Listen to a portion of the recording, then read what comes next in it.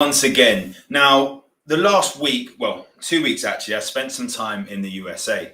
First off, I was with a client and it was absolutely awesome to do what I call my VIP, where I spend a week with them. We implement every single thing that we've been talking about and see where these new low hanging fruits are to improve their health. And really great feedback on that. The topic came up there, sleep. But then I went to Miami.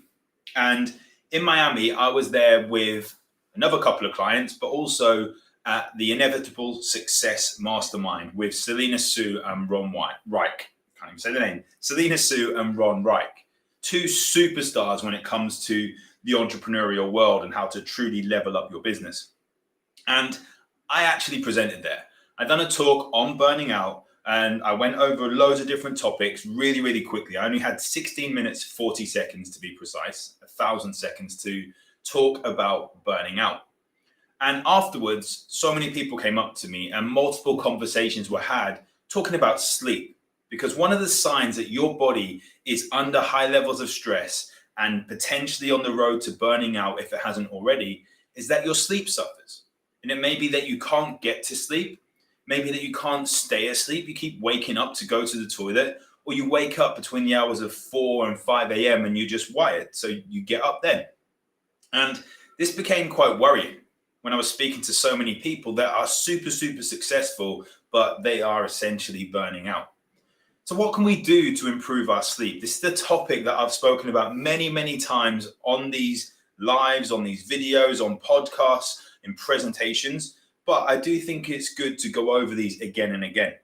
The first thing we can do to help us improve our sleep is looking at how we wake up. Many people use the snooze button when they wake up. Now, when we wake up, we should have this boost of our stress hormone cortisol. We want that high. So when we wake up, we should have exposure to light, daylight, pretty quickly, and that will help us boost our cortisol levels up.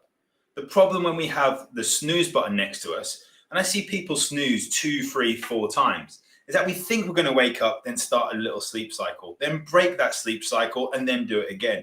So our body then starts to raise our cortisol, and then it drops it. Starts to raise it and drops it. Starts to raise it and drops it once again, however many times that you want to snooze. Now, this is impactful for allowing us to wake up naturally. Now, one of the big things we have in our body, all our organs are on a body clock, what we call our circadian rhythm. And we need to have our cortisol, our stress hormone, high in the morning and then get lower in the evening. And if we impair this in the morning, we're going to have problems then getting that regular rhythm throughout. So we should have it high and then goes low throughout the day. And then it's nice and low in the evening, which allows us to get to sleep. Now, one other thing that people do is they have caffeine first thing. They get up and they regularly have caffeine. This discussion was had all over about how caffeine and alcohol are two of the drugs that if you don't have them, you are looked at as weird. You have to have an excuse to not have them. Now, caffeine first thing impacts some things called our adenosine receptors. And we need adenosine to bind to these receptors to essentially wake us up naturally. And it does this over the course of 1 to 2 hours. So if we are waking ourselves up unnaturally by using stimulants, yeah, we may have this kick, but that adenosine is still there. It hasn't cleared out where the receptors are. The caffeine is just bound to those receptors. And when that goes away, this adenosine comes back. As a result, we end up having a morning dip of energy usually, or an afternoon energy dip. Not only that, people that have caffeine first thing and smash a workout will have an even more severe energy dip in the afternoon. So if you're having energy dips and you're having problems with sleep, again, look at how you're waking up. And if caffeine is something that you absolutely need in order to go to the toilet, then just check, because that should not be the case. Our digestive system should be working. Then we have this stimulant which is stressful on the body, which will actually overstimulate the digestive system. It stimulates our bowels. We don't want that when we're still digesting or processing the food. I said we want to get outside within the first 30 minutes. Our body massively regulates with the sunlight, with the daylight. We need to get out through the day. And that is something which we need to do. If you're in the UK and it's very dull at the moment, just get out or get a SAD lamp, a seasonal affectional disorder lamp, and spend some time with this light box. You're still going to get benefits of getting outside in the daylight first thing. And lastly, in the morning, don't go straight for your phone. Don't go and wake up reactive, scrolling through social media. Like, wake up proactively. Do something positive, something like journaling, something like meditation. If you need a little bit extra energy, do some non-sleep deep rest, some NDSR or NSDR, or what they call yoga nidra. And these things are really, really going to help you. Now, what we can also do is look at how we go to sleep. Where that caffeine is very, very low, I've done multiple tests with clients where we test our melatonin levels. And yes, if we have been burning through our cortisol levels, we're going to see problems with cortisol, but we're also going to see potential problems with melatonin, which is the sleep hormone.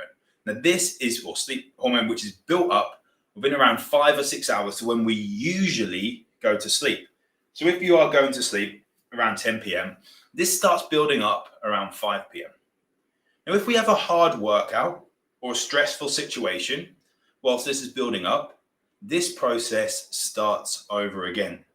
So if we have this argument or we have something like bright light exposure or something like that, cortisol is going to spike up because your body thinks it's the sun in the morning, and melatonin is going to be blunted. So we do not want to be doing harsh workouts late at night if you have problems with sleep. Now, some people do have problems with clearance, with burning through cortisol so quickly, so maybe we do want to work out at night.